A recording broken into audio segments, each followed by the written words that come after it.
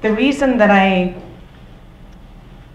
placed this photograph that Dick had given to me actually on my birthday, which was April 8th, and it's significant because I turned 53 on that day, and I was doing a little bit of math earlier, which I require my glasses, because I was trying to figure out my life, and it's kind of divided into a few categories. We'll use that system in a little bit. But so I was born in 1965 in London.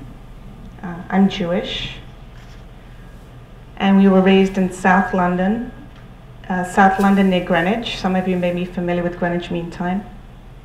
And that was not really where lots of Jews truly wanted to live.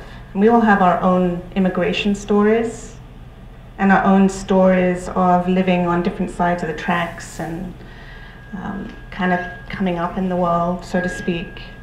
My mom, who now lives in North London and is in her early 80s, is very happy to not be in South London.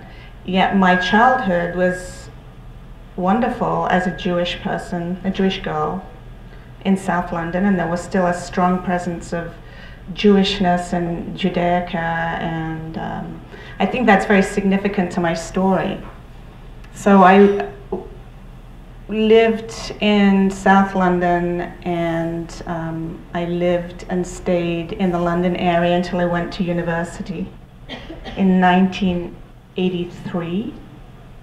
And I went to Liverpool University, also a very significant and amazing place to live, living in Liverpool. Liverpool was right on the River Mersey, and on the other side of the River Mersey, does anyone know what's on the other side of the River Mersey? It's Northern Ireland, Belfast. But I didn't go to Belfast until April of 2017. That's quite significant. In the year, I'm trying to figure out this, so 1986, I came to Columbus, Ohio to pursue a PhD in sociology and jumped ship after the master's, to be honest with you. But I did my master's degree. And during my undergraduate and graduate work, I completed 2 theses. And it's important to share this with you because it kind of tells you a little bit about the story, but they were both around the Holocaust. In fact, I was obsessed. My younger middle life about my story and my people, and I keep emphasizing the my, because I was raised to think about, how's it going? Too loud? Am I deafening people? Okay. So I was raised to take care of myself and my community and stay away and be protected by everybody else. So all of my social life was Jewish. All of my friends were Jewish because I was told they had to be Jews. And the kids that I hung out with that weren't were that when I went to high school and I developed some really close relationships, but still there was the Jewish assembly separate from the other kids, and there was all of this significant difference and apart from, and it never felt right. Never felt right. And so you'll keep that in your little back pocket when you think about the story. And I came to in 1986, I came to Columbus, Ohio. Graduated in 88, moved to Minnesota, the Twin Cities, in the year 2000. And I've been here ever since. So the longest period of time, to age 21, I was in the UK. Then I was 14 years in Columbus and 18 here. That makes 53. Interesting, the 50th anniversary of the flag raising. I'm trying to weave all of this because people could say, well, why are you talking about this? What does that have to do with anything? It has to do with all of the stories. And what I wanted to share with you to connect the story of, the Law Day, and see if I can find this quote, because in 2012, I became the contractor for the Forgiveness Project, and I'll talk to you a little bit about the Forgiveness Project, of which people keep talking about the exhibition that was touring. And the Forgiveness Project have these traveling exhibits that travel around the world, and I represent North America, which would be US and Canada. I've been doing that for 6 years, all about storytelling, and I'm telling stories now. But I was looking for a particular quote that I had gathered after I was asked, and I can't find it, so we may have to come back to it. The quote, I can tell you a little bit about what I remember, but the world is my country, Gary Davis. So do you remember Gary talking about his brother Bud, who lost his life in the military? He was in the Navy, I believe. He lost his life, so I'm paying attention, so I watched this. And when he was doing his retrospective on the stage, which is kind of what I'm doing, somewhat, but he was in his 90s, I think, when he was doing this retrospective. If you haven't seen this film, you have to see this film, this documentary. And he talked about the revenge that he wanted to have to all the people that took his brother's life, all the people that were responsible, and he was angry and he was enraged. And then he realized that peace was an option and that he could take a different path. For those of you who've seen it, does that kind of ring true? And so he decided to renounce, I'm like cutting to the chase here, but he renounced his US citizenship because he wanted to be a world citizen. So I'd like to think that I'm a world citizen in some ways. I have a dual citizenship, and actually that's a good link. So I came as a student on a visa.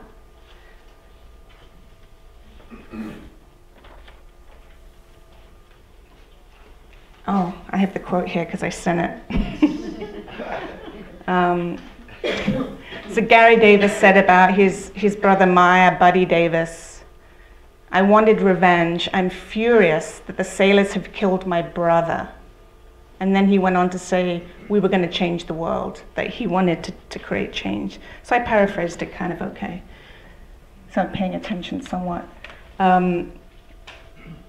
So I was on a visitor visa, not a visitor visa, I've had visitor visas, but I was on a student visa, and then it was turned into an H-1 visa that allowed me to work. And then I almost didn't get to stay in the US because I wasn't an American, and I was doing kind of a job that anyone could do, which was my first career working in the field of disability. Done every job you can possibly imagine, supporting people with disabilities with a focus of capacity rather than limitation, looking for the best in absolutely everyone. And I was this close to having my job offered to someone who's an American, which was the way you do it. And at the time I was teaching sex ed, and Americans don't like to talk about sex. Or at that time they didn't, and certainly not to people with disabilities. So what ended up happening was my attorney, my immigration attorney, he got an award for getting the first green card for someone in the field of social work. And it was during the Janet Reno administration, when her focus was education, underprivileged, and those people who had a graduate degree had more access than others, and I got to be one of those. But I did it legally. But for 10 years, I had a green card, and when it came time to renew that card, I decided to get off the fence. Because at that time, I was here in Minnesota, I was a grassroots organizer with Jewish Community Action. My focus of my work was immigrant rights and racial justice, and there were all these people that would have done anything to have citizenship. Even to this day, those undocumented persons, people who are undocumented, they've done anything. And I was working every day alongside people who would have done anything. And I also wanted to vote. It was right around the time that the second Bush was gonna win the presidency, I think. I was trying to figure out all these years. But the reason that I talk about all of this is because it kind of gives a trajectory of my life, and actually it was an exercise that was really interesting to me. And I wanted to share something with you, and I'm nervous that this you're not going to hear in the back, because this is a really important story, and then I'm going to move into sharing some stories around the Forgiveness Project and who that organization is. So, you know, I mentioned something about my graduate work. Remember that? So I had this incredible experience, and I interviewed numbers of women who were Jewish, who had survived the Holocaust in Columbus and in London. And I used, this was between 1987 and 1988. I was 22 years old. It's a long time ago. And 10 years later, I gave a box of tapes with transcripts to the Holocaust Museum in DC. And I never really knew what ever happened to them. And I started thinking about, actually, Valerie, I'm not picking on you, but Valerie, who is here, has a son, Denali, who just last week went to the Holocaust Museum. And I think that was kind of in my head. And I found that all of my tapes have been uploaded into an archive. And what I wanted to play for you was the first 30 seconds of me introducing my project to the woman, Marianne Balshon. Marianne Balshon was one of the Wallenberg Jews. People know about Raoul Wallenberg, the Swedish diplomat in Budapest who saved hundreds of Jews because Sweden was neutral. He himself disappeared in 1948, but he saved so many Jews, you know, my ancestors, and Marianne was one of those. So we're going to try, and then we'll just, you know, if it doesn't, there's a reason why I'm playing it, but if it doesn't work, then you'll just forgive me in the back, right? So if you go, oh, it's scratchy, remember this was a tape, like a cassette tape. All of you know what a cassette tape is, right? Do you? Yes. Okay. He's the youngest. So can you help me with that? Yeah. So. She's. There's no justice in your disconfidence with yourself. Yeah.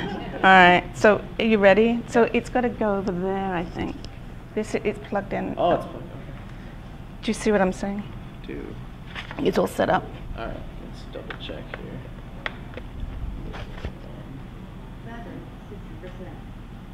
You ready? Go ahead, give it a try.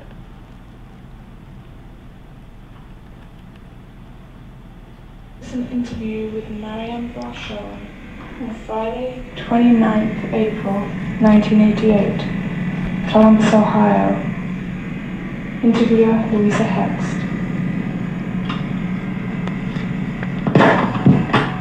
Just ignore that. So if I give you an introduction and then we can check it afterwards.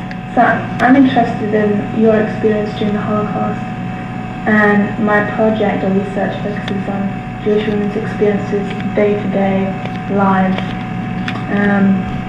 I'm particularly interested in your struggle for a normal, quote, normal life, even while no longer in an extreme situation, and whether your emotions and feelings had any effect on your day-to-day living, what you thought at the time.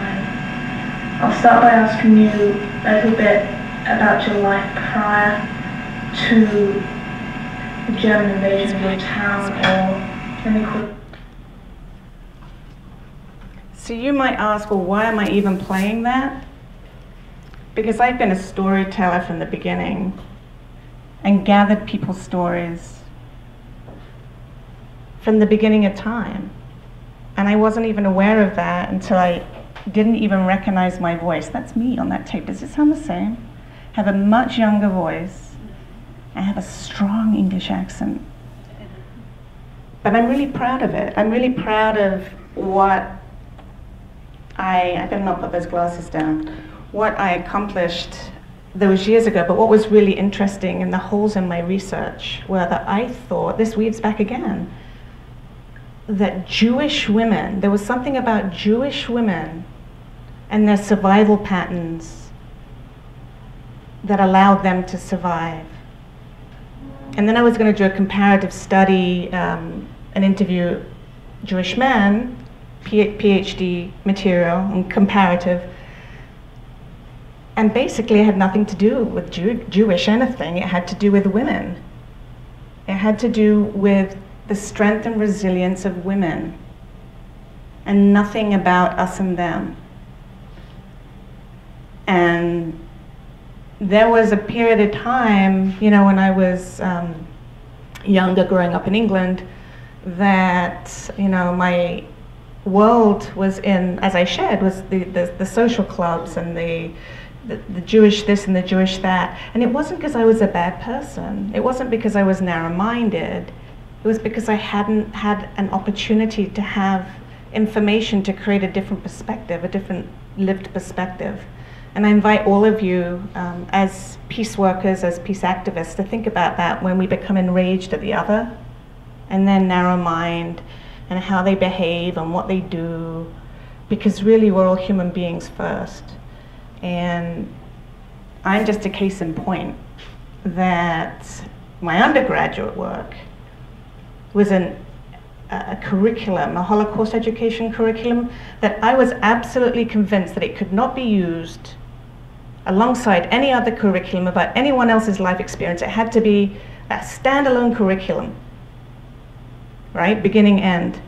I've come 180 degrees based on my lived experience and in relationship to the people that I work with, I work alongside. So now on to my experience with the Forgiveness Project.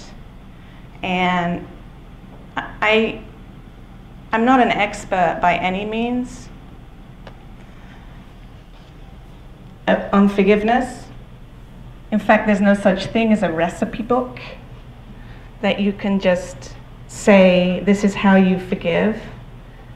And it's not a destination, it's a journey. And some people forgive and some people don't, and we forgive and we unforgive, and some people define it as reconciliation or as redemption or as an end result as it relates to restorative justice. And we'd have to be here for a really long time to really unpack that. And so some of the work that I do and that I enjoy to do is workshop with people and share stories from the exhibit, and so you'll have a little taste of that. So the Forgiveness Project actually started out as an exhibition, and the exhibition was curated by two people, a woman by the name of Marina Cantacuzino, who in 2015 we actually came out with a book that talks of the journey of the Forgiveness Project and some 42 stories from our archive, which are probably up to 140 stories globally. And you might ask, well, what are those stories? So this was around just before Tony Blair, who was Prime Minister at the time, and our Prime Minister at the time, who was Bush, right? President Bush.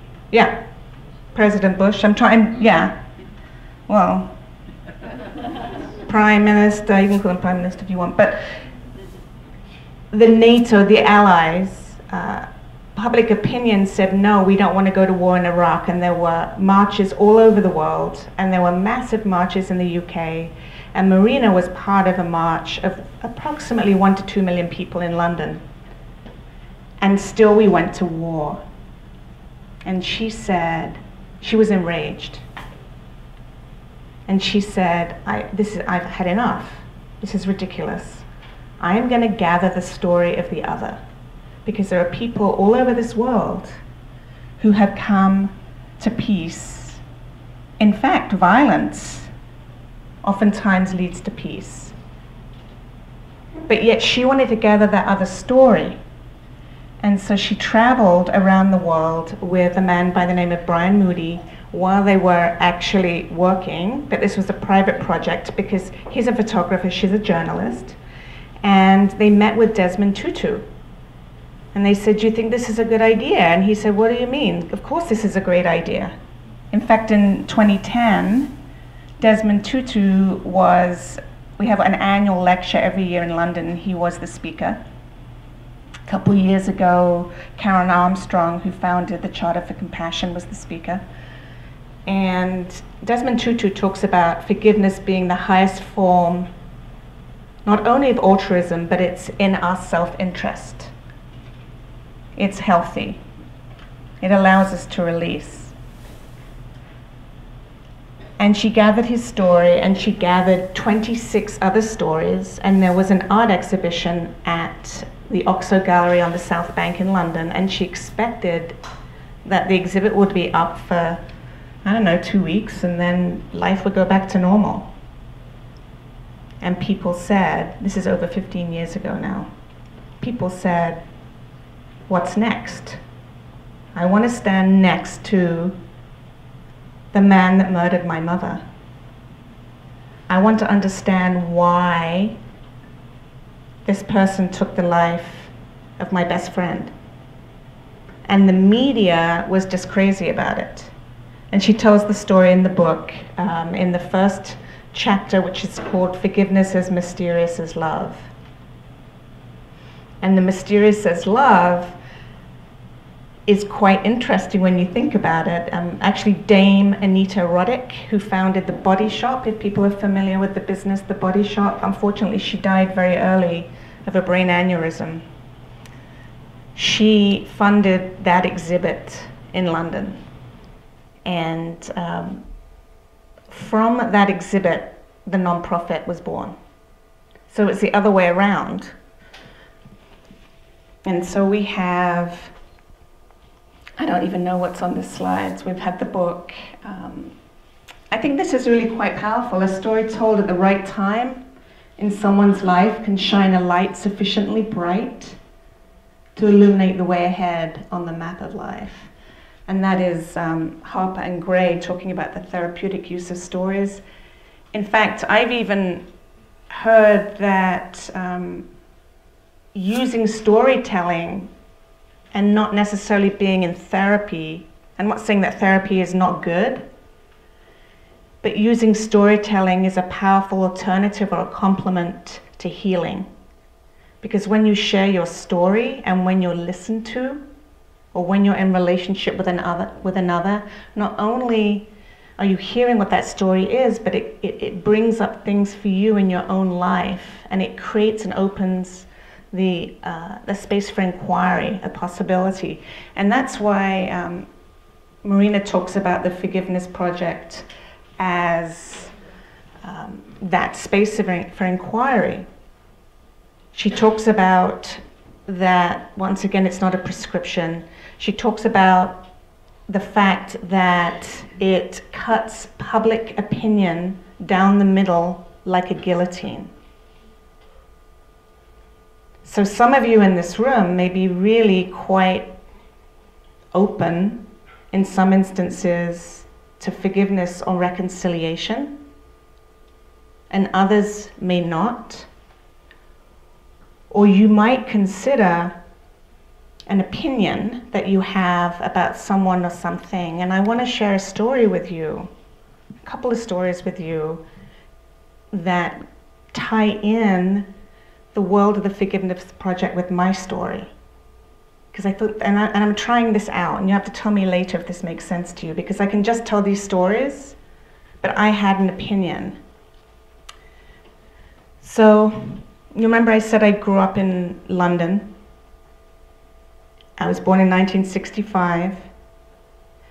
Between 1969 and 1998, I think there were 10,000 bomb explosions, either in Northern Ireland or in Great Britain. Many of them on the soil that I walked on. I took the bus and the train to school every day between the ages of 11 and 18, between 1976 and 1983.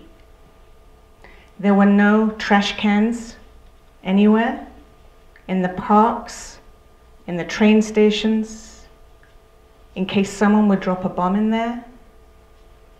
And when I was 18 or 19, that's when there was the massive explosion, 2 in one day, in Hyde Park and Regent's Park, when the IRA planted bombs and blew up the bandstand that was playing, the Queen's band were playing. I mean, I'm having goosebumps actually talking about this right now. I never expected that this would happen.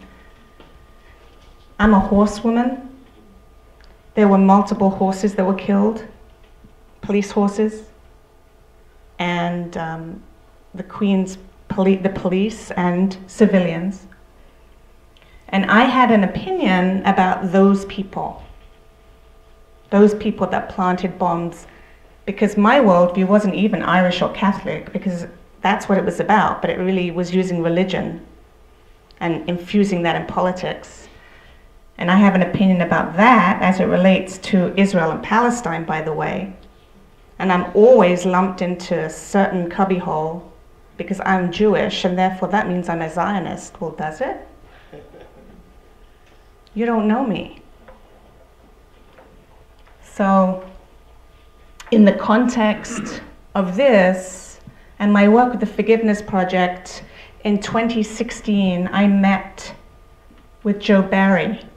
Jo Barry, her father was Sir Anthony Barry, and he was an MP in that way. He actually was a Lord in the House of Lords, and it was the party convention for the Tory party. It was the attempted assassination of Margaret Thatcher. And I think most of you in this room are old enough to remember that. Usually I talk to people, either they're not educated about it, and I think most of you here are, or you're not old enough to know. So this was 30 years ago. And what happened was that a number of people lost their lives, and her father lost his life. And then Pat McGee, who was the one that planted the bomb, he went into the hotel 2 weeks before, rented a room, planted the bomb, left, and then it went off when it was supposed to, but it didn't get who he wanted it to get. I think 7 people lost their lives, and others were really quite hurt or perpetually paralyzed. There was a continuous violence as a result, because all of these bombs then beget more violence, right? But 1998 was the Good Friday Agreement, April 10th. 20 years ago? That's when, in return for peace, all of the individuals that were incarcerated for violence were released. And Pat McGee, the man that planted the bomb, was released. And 2 years later, Jo Barry met with Pat McGee face to face. And some of you may know this story. Some of you may not. There's lots of other ways to learn about it. Now, Jo is the most amazing person. She's a Brit. I'm a Brit. And so we have a lot of connection, but I could never understand, even as this person that knows so much about forgiveness and, you know, ships this exhibit and does workshops about forgiveness, how could she forgive this man? I mean, he can't come to the United States because he's seen as a terrorist, but he can travel right now throughout Europe. Well, I'm not sure what's going to happen when the EEC changes, but they travel and they speak. And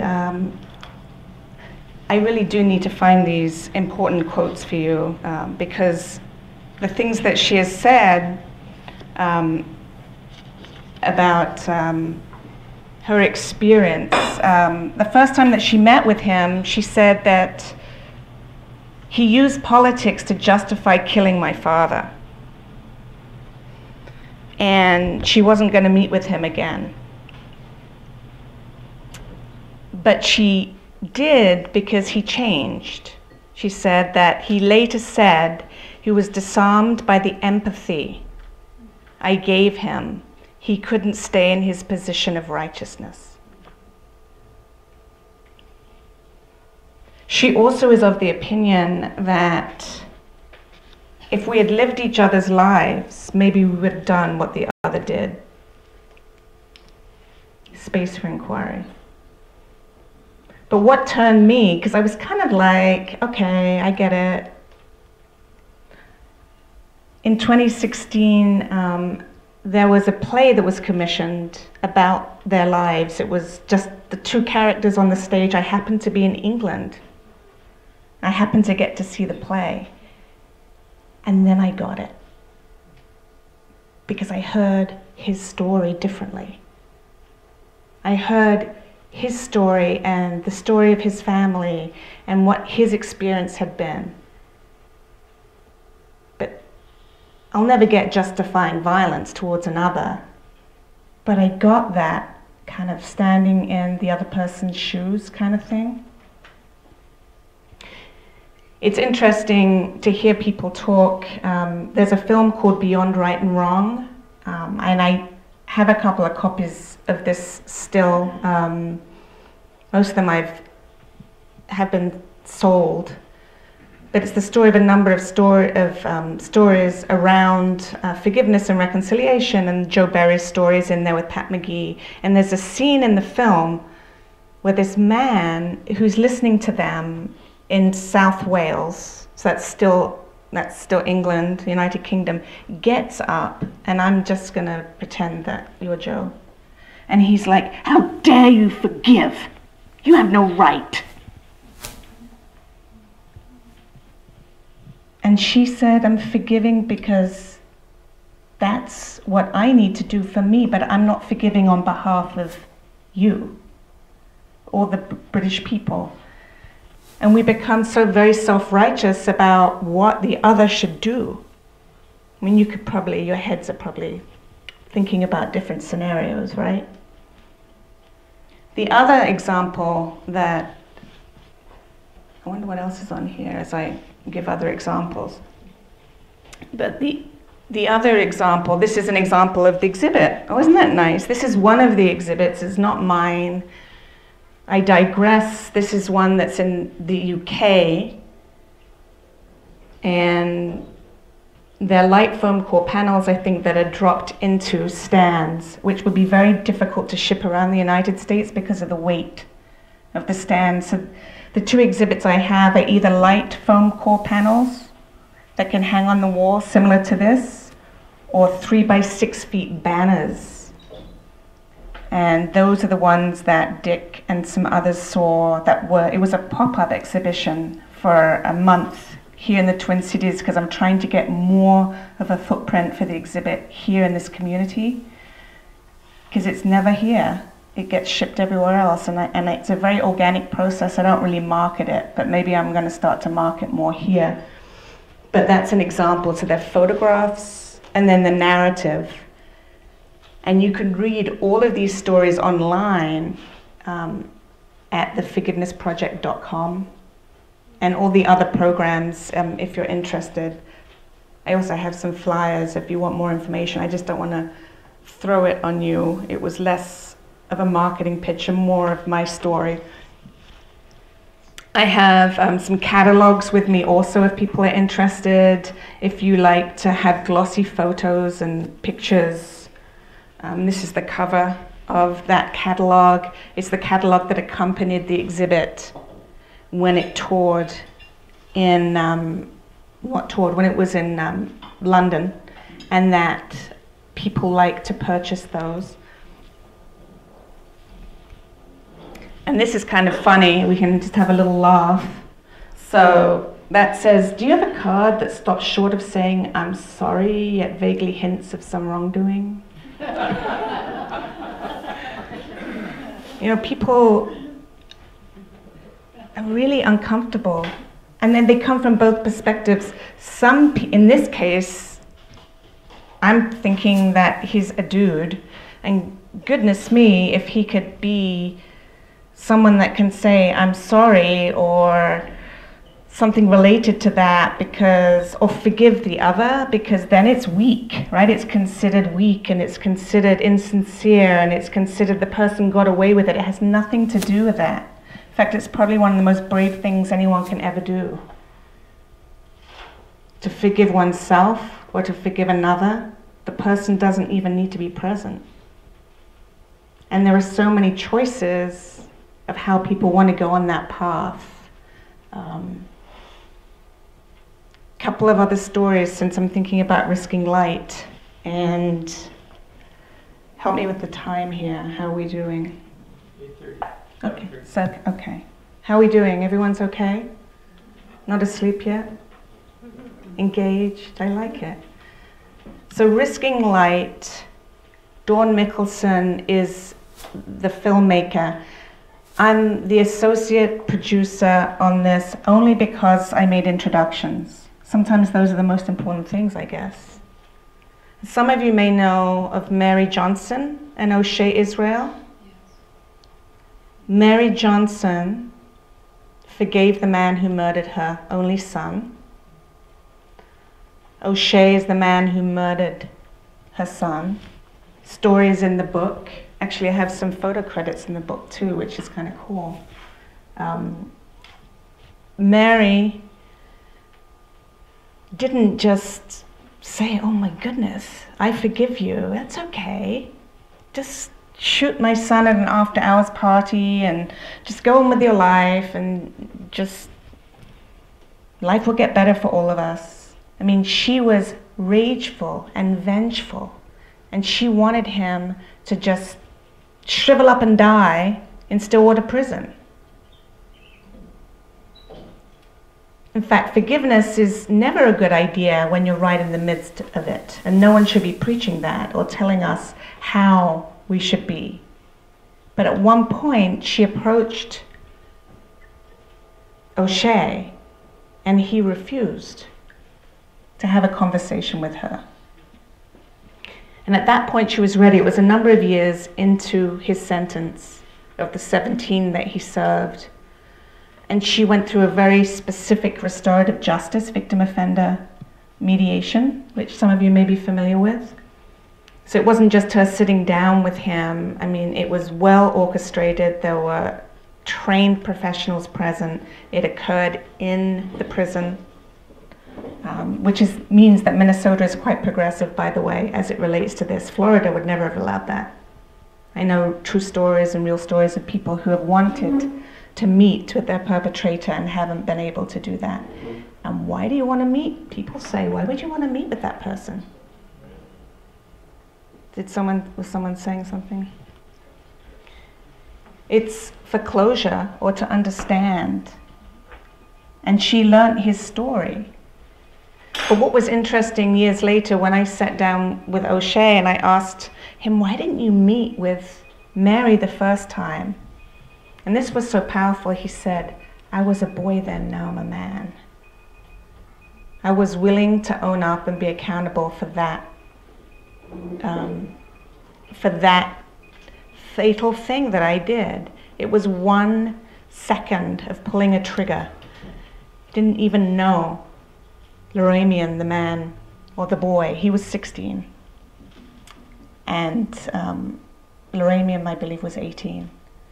But what's amazing about the story of Mary Johnson and O'Shea Israel is that when O'Shea came home, which he did, there was a homecoming, So he got out after 17 years of a 22-year sentence.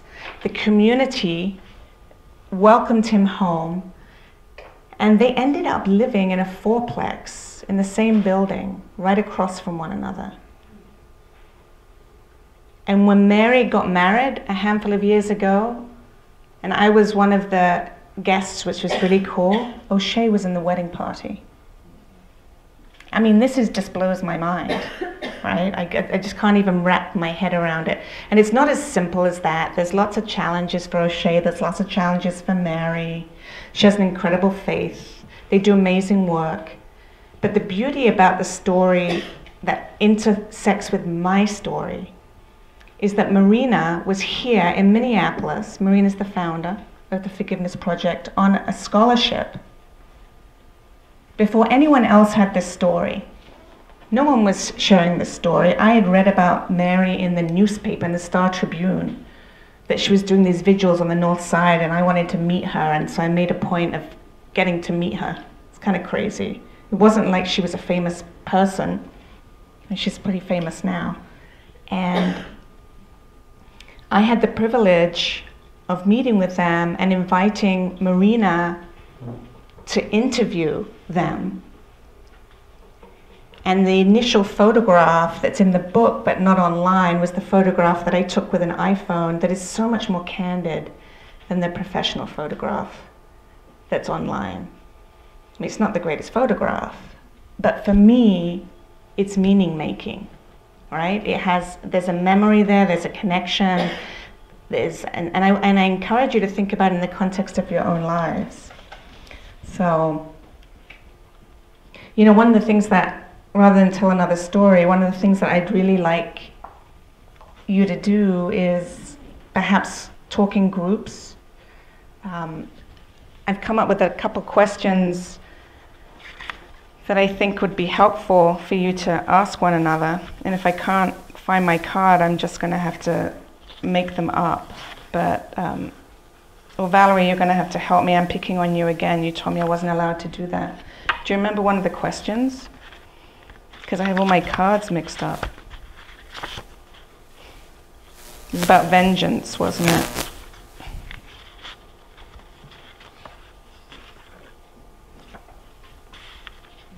Do people have questions for me as I look for these questions? That might be helpful. No questions? This is what happens when you write things down and you can't find them.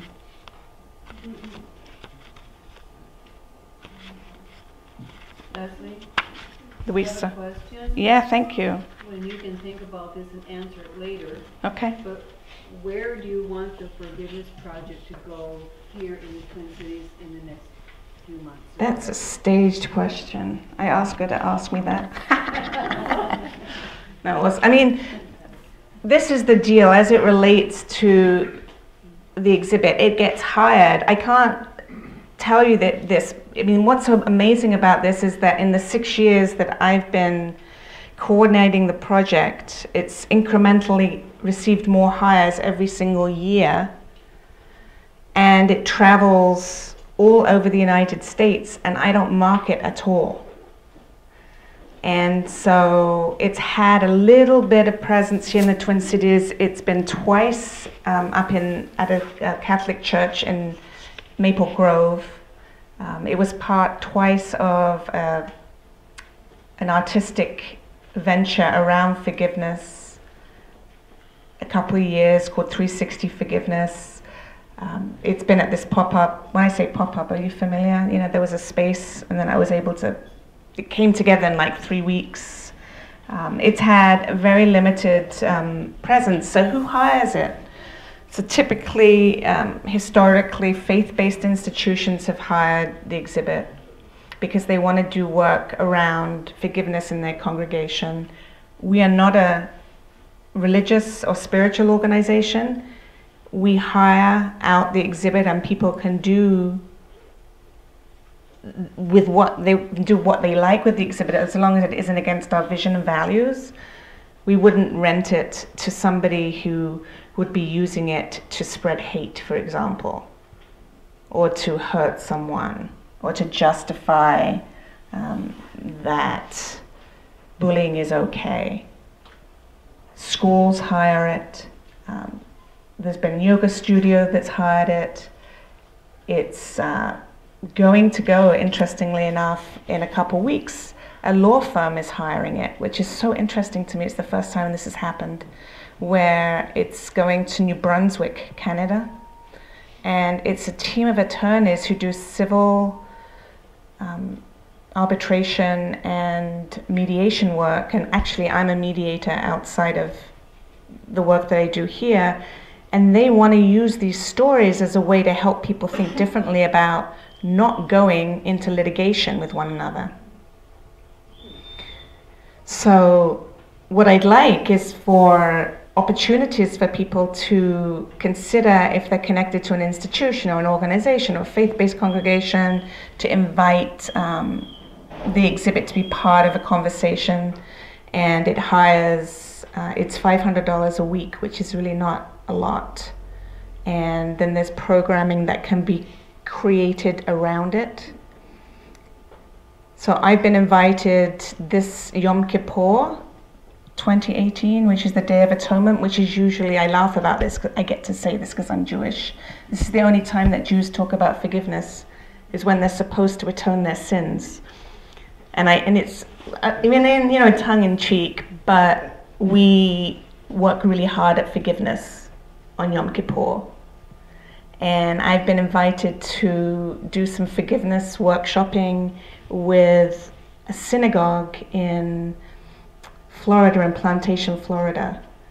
But I haven't had as much interest in the Twin Cities, so I would love for it to be part of a Jewish congregation. I would love it to be at the Basilica, my friend. Are you still here? Is he still here? I can't even see him in the back of the room. Dennis had to leave. Dennis had to leave. He's been promising me for years. But other questions? I can't, help me find the questions. I have some questions on here, and I'll tell you my other story as we find. There are some questions where I want people to break into groups and just talk about whether they would ever forgive, or is there such a thing as, have you ever been vengeful and not been able to forgive? I mean, pretty simple conversation. But those are the questions. So the other really cool story, since we're talking about synagogues, is, has anyone heard of Eva Kor? Eva Kor is one of the youngest remaining Holocaust survivors. We still have a lot of people on this earth, but they're aging, as you can imagine. She was 6 when she and her sister Miriam ended up at Auschwitz as part of the Mengele experiments.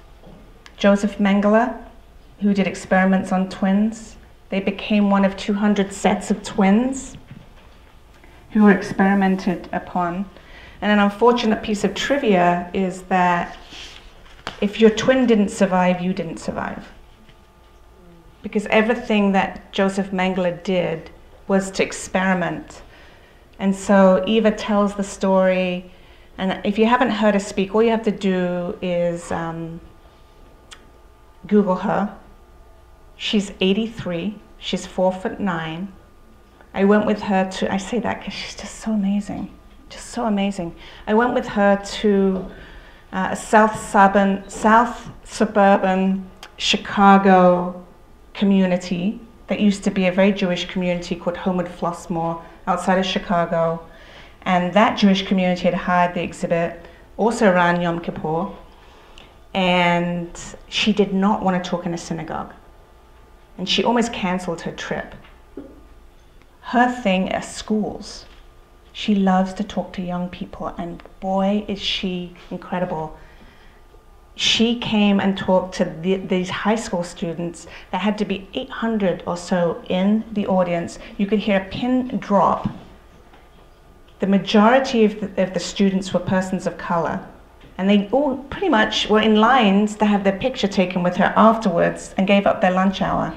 And then the student newspaper was there, the Chicago Tribune did a story. I mean, she's amazing, and she's so famous because not only because she's a survivor, and her sister survived, but her sister had a lot of medical issues following. And Eva, she has a Holocaust museum in Terre Haute, Indiana, of all places, but to continue the story. And she takes a trip to Auschwitz every single year, and she has forgiven the Nazis, which actually makes my skin crawl a little bit. Here I am doing the work that I do, and she forgives for herself. She doesn't forgive for the Jewish people. So I can tell this story, and I can relate it to the Forgiveness Project, because in 2016 she agreed to talk in the synagogue, and she really didn't want to. I'm telling you, she really didn't want to. And there were about 70 people there, and I knew something was going to happen that I didn't want to have happen. I had heard that one member of the 3 congregations wanted to have a voice the evening that Eva spoke, shared her story. And she too had survived Auschwitz, was from the same community, Transylvania, that then became Romania. And her name is Judy. And Judy's daughter made it very, very clear that that rabbi of that congregation where Eva was speaking was going to give her the microphone after she had spoken. And there's one thing to give somebody a microphone so they can ask a question or make a statement, but to actually give the person the microphone to make a stand or make a point, I was just hoping that wouldn't happen. And I'm sitting in the front row in this synagogue, and everyone is listening to Eva, and she's amazing, and we're just about at the end, and someone's going to do a blessing, and the rabbi gets up, and he's like 6'3", and all of a sudden he grabs the mic, another mic, not Eva's mic, and he gives voice to Judy. And not that she shouldn't have voice. He invites her up onto the bima, which is the stage, you know, the pulpit where Eva is sitting, and she always sits behind a table with a drape, she says, because she doesn't want anyone to look between her legs. It's kind of funny. She's so hilarious, but she has such an incredible story. And Judy starts like attacking her verbally. How dare you forgive? You have no right to forgive. And I'm thinking the world's going to end, I'm going to lose my job, everything is just awful. And this is where I needed to learn, and I did that I need to keep my mouth shut, and I need to sit and listen and trust that it will be okay. But what happened was I hadn't figured it out yet. So I jump up and I rush up onto the bima because I think I'm going to have to separate them. And then Judy's daughter jumps up, and we feel like we're in a boxing ring, right? So I'm on one side and Judy's daughter's on the other side. And everyone, the rabbi's trying to now realize that he made a really bad mistake. He's trying to get everybody into the reception area to have cake and coffee. And it's not working, and the mics are still on. And I hear Eva say, "Pull up a chair," to this woman, Judy. And she goes, "Me?" And both of them have pretty thick accents. And she goes, "Yeah." And she grabs a chair and she sits down, and the mic's still on. And Eva goes, "You know I love you, don't you?" And she goes, "You love me?" And they don't know each other, but they have a shared experience. And Eva says, "How could I not love somebody who didn't, you've had the same journey as I have. You may not have the same opinion, you may not have the same story, but we were there together and we survived." And that was so incredibly powerful. And that was placing me right in it, in the work. So here I was, also a woman who was Jewish. So my great-grandmother died in Auschwitz. My father was born in Lithuania. None of the family survived. He was the only one. because he was living in England, but my grandmother was from Vilna, and she went to Vilna to be with her mother to have her first child, and they came back. So all of these stories are just quite powerful, and they weave in, and that's what the work of the Forgiveness Project is to open up that space for inquiry. And I really do want to have you have a couple of conversations with each other before we wrap up. So the question, and you can pick one of them just for a few minutes in your little group, so I can kind of gather myself. One of the questions is, has there been a situation in your life where your response to being hurt has been vengeful? And it could be really small. I'm not going to ask you to speak about this in front of everybody. Another question could be, why do people forgive?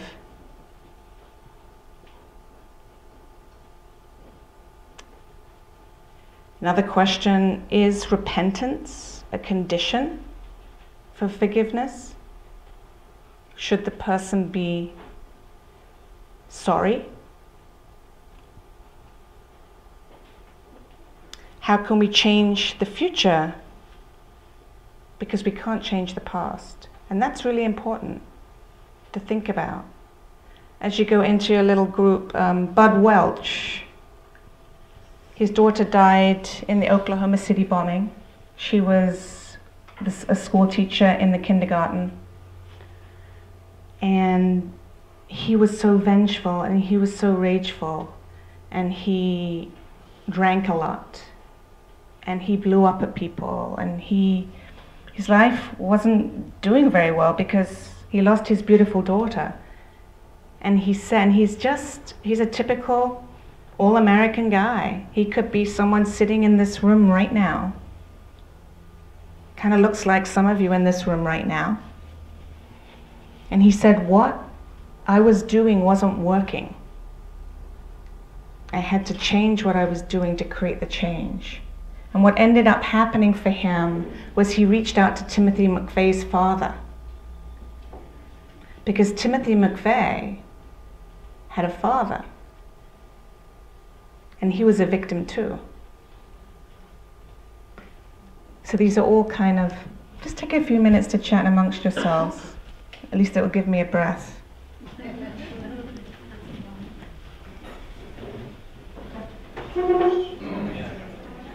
We keep killing each other and having wars and voting for people like Donald Trump, who wants wars for power and prestige and megalomania. Are you asking me the question? Yes. Simple question to answer. I can't answer it. Behind the speaker.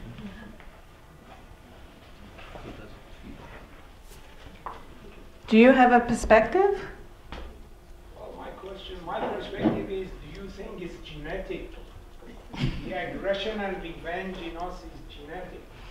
It's interesting that you say that, because I think that some of us are more wired to be more empathetic or more open or more willing. And there has been research done surrounding that. Mark Umbright at the University of Minnesota, who does a lot of work around restorative justice, has done some work with other professors who have studied forgiveness. And I think there is something inherent in all of us. It's interesting, and I'm not answering your question directly because I don't know the answer. I do believe that some of our lived experiences and our own pain and our own trauma put us in positions where it's very difficult to move outside of this eye for an eye. And I also think culturally there is a perspective there. I think each one of us could have a different perspective. I know it's possible And I can keep telling stories about its possibility, and couldn't be more powerful just seeing this image there that happened to be, I mean, I wasn't really planning to have it up there, but you can see the door that says Free Palestine. So these two gentlemen, Rami, and I forget the other gentleman's name. Man on the right, on our right, is Palestinian. Man on the left is Jewish, Israeli. It's interesting how I said Jewish versus Israeli, isn't it? I think that's because it's tied into me, as opposed to, that's such a slip. Interesting, I'm looking at you. So what I want to say is Israeli and Palestinian, because I'm not sure exactly where that door is. It could be on the West Bank, or it could be in Israel. The common denominator is they've both lost family as a result of the wars. I don't want to give them a particular name, because then we politicize the struggle. And that's what I'm trying not to do in the work that I do, because so much of this work, we get caught up in the politics. And therefore it reduces the capacity for forgiveness, I think, and reconciliation if we tie it into political struggles, just like in 1998 with the Good Friday Agreement, when people were released for peace. And the real conversations that happened were between people like you and I people, not the government, that created the healing, just like the parent circle. So the parent circle are individuals who have lost family members who want to come together to have a better understanding of each other. Many of these individuals were violent in the past. I'm just generalizing with a word. But they came to a place where they didn't want to use violence or revenge to move forward. They wanted to break that cycle. At the beginning of the presentation, I was going to talk about why I called the presentation what I called it. But this has a lot to do with breaking the cycle. These two men are very, very true examples of individuals who've come together. I can't imagine if I were one of those individuals for the first time joining the parent circle after the loss of a loved one, of a family member, but still taking that journey, taking that path to sit down and be in relationship. Actually, back to me in the Twin Cities, right after September 11th, I founded with other women, Muslim women and Jewish women, we founded a group, a dialogue group for Jews and Muslims. And we continue to meet to this day. And we don't discuss politics. We could. It's about our interests and our families and the food that we share and our culture and the similarities across our faith traditions. And we do arts things together and all kinds of things. So here's me being this really good girl, right?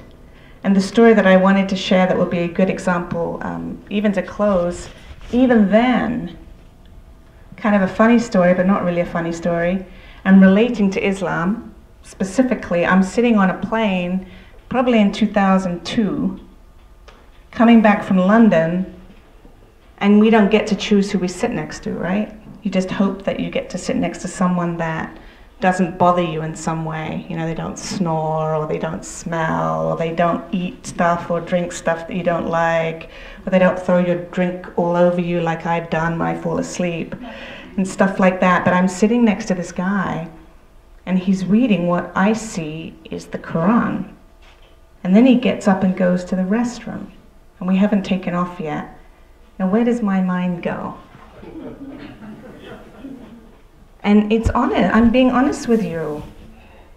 I'm looking at my watch, and he's there a really long time.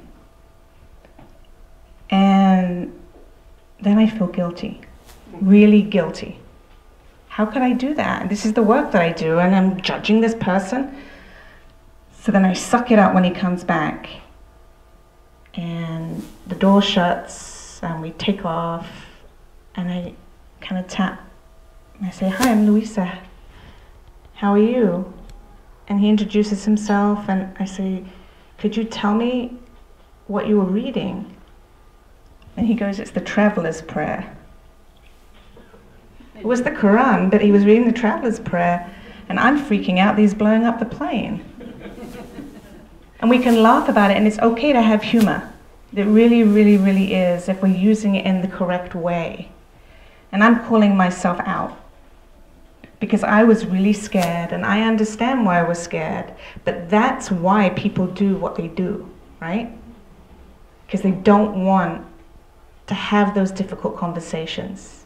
They don't, because that's what it takes. Some of the best restorative justice work that's ever been done on this earth is in Northern Ireland. Sitting around tables with people, not the political stuff, but the people that sit down one-to-one and have those conversations. So, there's another really good quote here. This gentleman actually was part of a terrorist group in the UK, and he left that organization. He says the most dangerous thing in life is to let people become convinced that truth has just one face. And I pick on you, Gail, because there are multiple sides to a story, right? And we need to have all sides of the story before we can make an opinion. That's what you've taught me.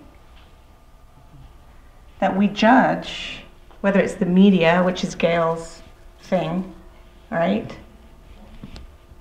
What's the media? Is it fake news, or is it real news, or what are we doing? But that's a powerful thing to say.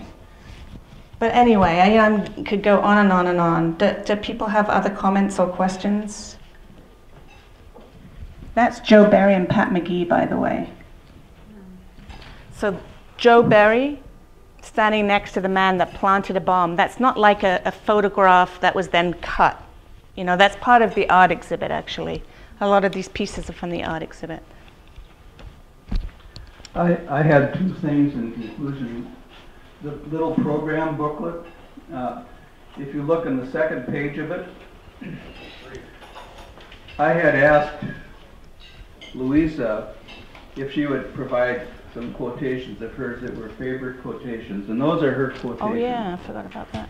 And they're worth spending a lot of time just sitting with. I think there's 7 of them or so in there. And yet another thing that was interesting to me, I sort of challenged a group of people when I was putting together this famous booklet to think about 50 years ago, today, and 50 years from now. Well, that challenge made me have to think about it myself. And in that booklet, if you wish to read it, on page 25, 26 is what I came up with for myself. And one of the things that I came up with is, you can argue this all day and all night, but they're natural 50-year cycles for the last, in my case, for 300 years, from 1768 to 2068. And in every one of those cycles, there are certain things that happen. And there's wars. There's always wars. There's more progress, which makes for more effective and more damaging wars. There's dumb things that people do. There's smart things that people do. But I just blocked out 50-year cycles. 1868 is right after the Civil War, for instance. That's 5 years after the Emancipation Proclamation, and it was one of the most chaotic times in American history. And at the end of that 50-year cycle in 2018 was the end of World War I, which was a hugely deadly war. This is sort of, I just was thinking in those terms, so it's just a thought. Any other comment? before we close? Yeah, Stephen? I was just wondering, do you think that apathy can ever be forgiven?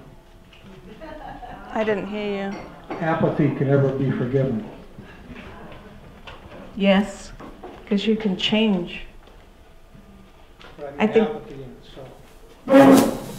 That's so, well, you give me really philosophical questions. Do you have a degree in philosophy or something? No, but it's something I run into all the time. So people just don't take action. They don't create change. I think all of us, in response, that's a really good question. I think about us all here as non-apathetic, because we're here and you actually sat and were engaged throughout the whole thing as I experimented upon you, because I've never presented in the way I have. It's usually just a bunch of storytelling about other people, and I haven't woven my own story in there. And I think that there's energy within each of us to push away the apathy. That if we can continue to take one step and to have conversations with others, that will allow us to create change. I keep looking at our friends from Pakistan who are in law enforcement, and I'm so intrigued and want, possibly, if you'll allow me to sit down with you at another time, to hear about, I know in India, I know Pakistan is not India, but the perspective, the way that law enforcement operates is very, very different. And I believe it's the same in Pakistan. And you're nodding somewhat. Yeah, but in the sense that it's not really like the US law enforcement. More community policing or opportunities to engage with people. I think that people just give up because bad stuff keeps happening. And yes, I think it can be forgiven, but we can't stop. So I'm kind of working my way around in circles. Anyone else answer that question? Can apathy be forgiven? It's a tough question. Maybe Rosa knows. What do you think, Rosa? I would like to ponder that more. Oh, all right. I don't want to put you on the spot. This quote up here, as we truly are closing, is from my colleague and friend Arno Michaelis. And Arno was part of the White Power movement, and if people were watching me as I scrolled through, so it's not the greatest photograph, but that's him. He has some more, I think, more attractive photos. But as you can see, he has a lot of tattoos, which he covered over, actually. There were some nasty, nasty things on his tattoos, which then he removed with other tattoos that were more appealing. And he talks about the humanity and the unconditional forgiveness that were offered by people who he once professed to hate, that still offered him an opportunity at life. And so it goes from both directions.